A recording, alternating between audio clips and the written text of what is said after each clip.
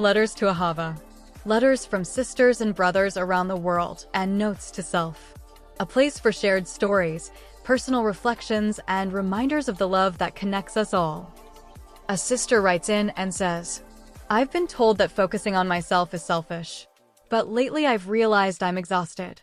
I spend so much time helping others, supporting others, and being available for others that I rarely make time for myself. Is it selfish to care for my own well-being?" This is such an important question.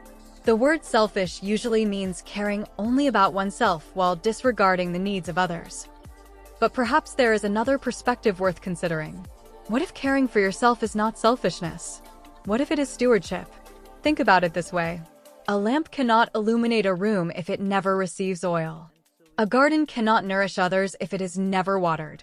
A person cannot continually pour into everyone around them while neglecting their own well-being. Many of us have been taught that giving is always noble, and giving is beautiful. But giving without replenishment often leads to resentment, exhaustion, and burnout. Jesus himself regularly withdrew from crowds, stepped away from demands, and spent time in prayer and renewal. He served others deeply, yet he also made room for restoration. That is not selfishness. That is wisdom. Perhaps healthy self-care is not about choosing yourself instead of others. Perhaps it is about caring for yourself so that you can love others from a place of fullness rather than depletion. Making time for exercise is not selfish. Protecting time for prayer is not selfish. Taking a walk, getting proper rest, writing in a journal, reading a book, or spending quiet time reflecting is not selfish. These are ways of tending the garden God has entrusted to your care. The goal is to be a healthy participant in the center of your universe. A healthy heart often loves more freely. A rested mind often responds more patiently. A cared for soul often has more compassion to give. So if you've been feeling guilty for taking care of yourself, perhaps ask a different question. Not, am I being selfish?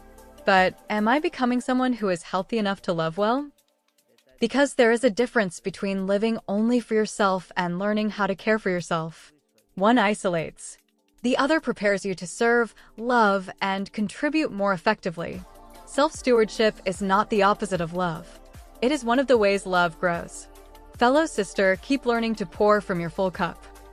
If silver and gold you have not, what you do have still carries power.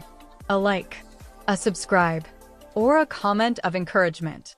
Peace to you, and see you in the next message.